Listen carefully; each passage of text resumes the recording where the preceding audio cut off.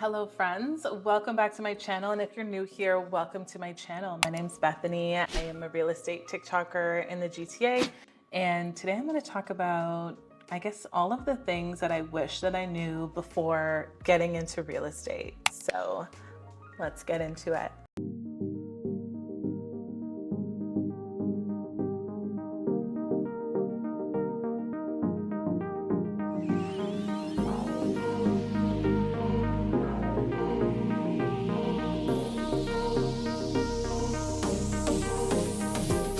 If you don't know me, I got into real estate because I was working, 9 to 5 corporate jobs. I always had really good jobs, but I was a single mom, and it was really important for me to have a home for my daughter to grow up in. And it was, buying a home ownership was a huge goal of mine. It was a dream of mine. And, I had no clue how to do this. So I literally said, I'm going to go into real estate just so that I can figure this out for myself. And that's exactly what I did. And over the past, I don't know how many years, 6 years, 7 years, I've built a 7-figure business, and I do it through TikTok, through social media, through Instagram, now hopefully YouTube, knock on wood. And I just want to go through, things that I wish that I knew before getting into real estate, because I really just threw myself in there. I didn't have any friends that did it. I didn't know anyone that did it. And the first thing is that if I could go back, I would have done my studies way faster.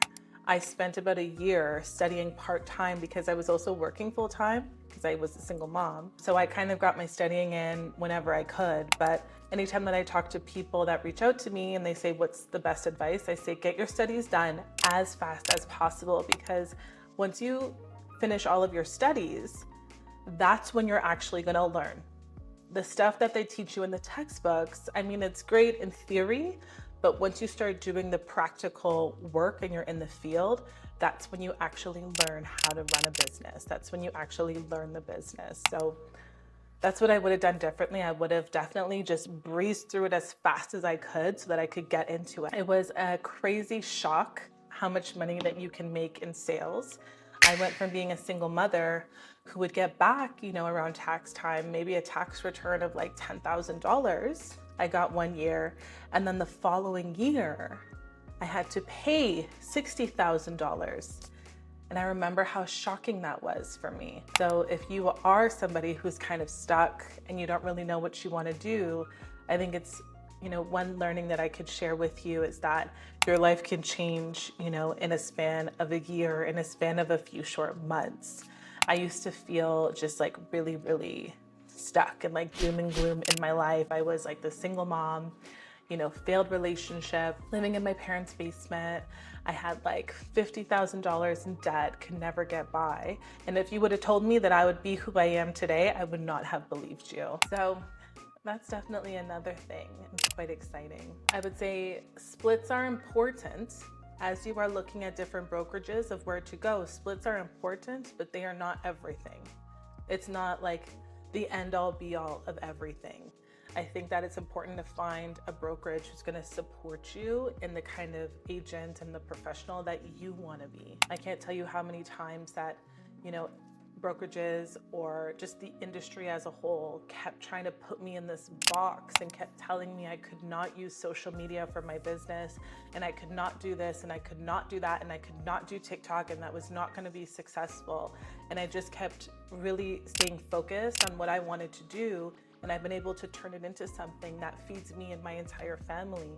So, your commission split that you negotiate with the brokerage is important, but it shouldn't be the defining factor as to why you go with that brokerage, right? I have so many other agents who reach out to me for support on Instagram, and they're with a brokerage that maybe doesn't charge them any commission split. However, they don't have any support, which is why they come to me and they email me and they come to my DMs, asking a lot of questions. So I think if you are, a newly licensed, registered, and you're looking at brokerages, obviously a commission split is important, but it shouldn't be, your decision maker when you're deciding on which brokerage you want to go with. Next is that consistency is key. Some days I show up and I'm 120%, and other days I am 10%.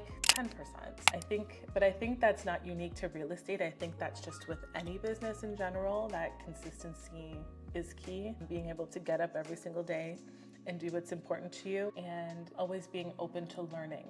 In the pandemic, I actually took the course to be a mortgage broker, and I never had any great, dreams of doing the mortgages, but my issue was that I always had people who wanted to purchase real estate, but it was the access. How can I buy something? Like, I know I want to buy a house, but how can I buy a house in one of the most expensive places on the planet? So I went and got my mortgage broker's license so that I could have an understanding of what goes on in the back end with the lenders, with the financing, and with the mortgage brokers.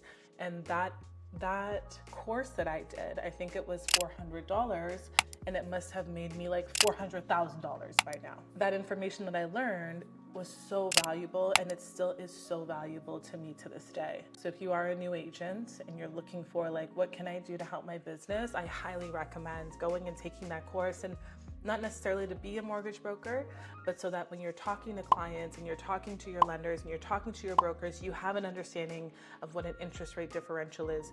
You have an understanding of how come when the Bank of Canada changes rates, why does it reflect in our sales? Like, you have an understanding of what's going to happen when the Bank of Canada cuts rates for the first time, and etc. Another thing, when you're running a business, you're completely on your own. All of the victory, all of the success is yours, and all the failure is yours, if that makes sense. At the end of the day, everything is on you. You can't blame anybody else for your shortfalls, but as well, you get to take full pride and recognition in the amazing things that you do as well. So that's pretty exciting. And lastly, so if you've seen me on a podcast, if you've seen me on TikTok, I always answer truthfully as the reason why I went into real estate, and that reason is because I wanted to make money.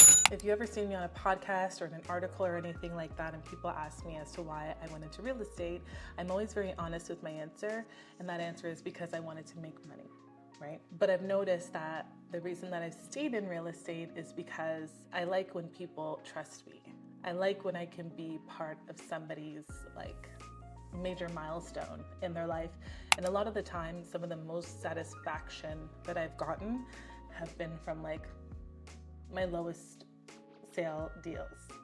Being able to help a single mom, secure a townhouse for her and her 2 kids so that they have somewhere to live and to build a life, being able to help a retiree sell his family home that he's lived in for 30 years that he loves so much, and find him the perfect buyers who are going to love the home the same way, is a really special and monumental thing.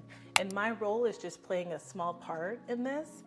But, I got into real estate for the money, but I stay in real estate for the stories, and the satisfaction. And there's so many feel-good feelings as to why we do what we do. And it's such a high stress, high risk, high reward, high stress job. But sometimes you make a difference in people's lives. So those are my short list of things that I knew when I got into real estate. And if you like this video, please like and subscribe. If there's any other topics you want me to talk about, just leave them down in the comments. And if you'd like to book a one-on-one with me, there will be a link in the description too. But otherwise, thanks for watching.